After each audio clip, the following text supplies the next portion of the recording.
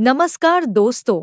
आज मैं आपके लिए लेकर आया हूँ एक ऐसी दिल छू लेने वाली कहानी जो सिर्फ एक महान गायक की नहीं बल्कि एक महान इंसान की है। दुनिया जिनकी आवाज की दीवानी थी, जिनके सुरों में जादू था, वही मोहम्मद रफ़ी साहब अपने घर में प्यार, सादगी और विनम्रता की मिसाल थे। आज की इस खूबसूरत कहानी में हम देखेंगे रफ़ी साहब का वह रूप जिसे बहुत कम लोग जानते हैं। एक प्यारे दादाजी, एक नेकदिल इंसान और एक ऐसे शख्स जिनकी महानता सिर्फ उनकी आवाज में नहीं बल्कि उनके दिल में भी बसती थी। तो वीडियो को आखिर तक जरूर देखिए क्योंकि यह कहानी आपके दिल को छू जाएगी। मुंबई की एक सुनहरी सुबह थी। बांद्रा के एक सुंदर घर में चारों ओर शांति थी। तभी एक कमरे से हारमोनियम की हल्की आवाज और एक मखमली सुर गूंजने लगा।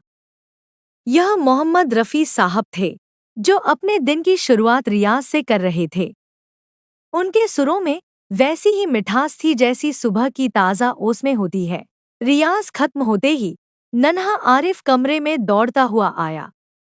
बाहर की दुनिया के लिए रफ़ी साहब शहंशाह तरन्नुम थे, जिनकी एक झलक पाने के लिए हजारों लोग कतार में खड़े रहते थे। लेकिन इस घर की चारदीवारी के भीतर वे केवल आरिफ के प्यारे दादाजी थे, जो उसके साथ छुपम छुपाई खेलने के लिए हमेशा तैयार रहते थे। दोपहर के भोजन का समय हुआ। रफ़ी साहब कभी भी अकेले खाना पसंद नहीं करते थे। वे चाहते थे कि घर का हर सदस्य एक साथ बैठे। रसोई में सीता दीदी खाना बना रही थी। रफ़ी साहब ने आवाज दी, सीता बेटा, तुम भी आओ, खाना लग गया है। सबको साथ बैठकर ही खाना चाहिए। खाना खाते समय आरिफ के हाथ से अचानक दूध का गिलास छूट गया। सफेद दूध कालीन पर फैल गया। आरिफ डर के मारे सहम गया। उसे लगा कि शायद अब उसे डांट पड़ेगी। सीता दीदी भी घबराकर गिलास उठाने के लिए लपकीं। रफ़ी साहब ने देखा कि आरिफ डरा हुआ है। वे अपनी कुर्सी से उठे, आरिफ के पास गए और उसके सिर पर हाथ फेरते हुए धीरे से बोले, अरे बेटा, डरो मत। यह तो बस दूध है। गलतियां तो हम बड़ों से भी होती है। चलो, हम सब मिलकर इसे साफ करते हैं। उन्होंने खुद एक कपड़ा उठाया और फर्श साफ करने में सीता दीदी की मदद करने लगे। वे कभी नहीं मानते थे कि कोई काम छोटा या बड़ा होता है। सीता दीदी की आंखों में आंसू आ गए। उन्हें विश्वास नहीं हो रहा था कि इतना बड़ा कलाकार उनके साथ मिलकर फर्श साफ कर रहा है। शाम हुई तो रफ़ी साहब छत पर गए। उन्हें पतंग उड़ाने का बहुत शौक था। छत पर पड़ोस का एक छोटा लड़का कबीर भी आ गया था। रफ़ी साहब ने देखा कि कबीर की पतंग कट गई है और वह उदास है। उन्होंने अपनी पतंग की चरखी कबीर की ओर बढ़ा दी।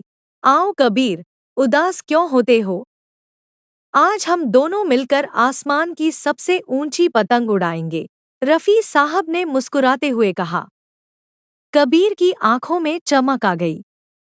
रफ़ी साहब ने उसे सिखाया कि कैसे हवा के रुख को पहचान कर ढील दी जाती है। रात के समय आरिफ सोने की तैयारी कर रहा था। उसने जिद की कि आज अब्बा उसे गाना सुनाकर सुलाएंगे। रफ़ी साहब थके हुए थे, लेकिन उन्होंने मना नहीं किया। उन्होंने आरिफ को अपनी गोद में लिया और धीरे से एक लोरी गुनगुनानी शुरू की। उनके शब्दों में वही मिठास और शांति थी जो उनके व्यक्तित्व में थी। कमरे के दरवाजे पर खड़ी बिल्किस बेगम यह सब देख रही थी। वे जानती थी कि दुनिया रफ़ी साहब की आवाज़ की दीवानी है, लेकिन उनका परिवार उनके सोने जैसे दिल का कायल है। रफ़ी साहब ने सिखाया था कि महानता ऊंचे सुरों में नहीं, बल्कि स्वभाव की विनम्रता में होती है।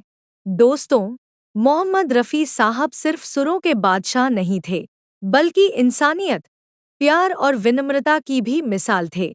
इस कहानी से हमें यही सीख मिलती है कि असली महानता शोहरत में नहीं, बल्कि अपने व्यवहार और अच्छे दिल में होती है। अगर आपको यह कहानी पसंद आई हो, तो वीडियो को लाइक करें, चैनल को सब्सक्राइब करें और कमेंट करके ज़रूर बताइए कि रफ़ी साहब की कौन सी बात ने आपके दिल को सबसे ज़्यादा छुआ। मिलते हैं अगली एक और खूबसूरत और दिल को छू लेने वाली कहानी के साथ। धन्यवाद।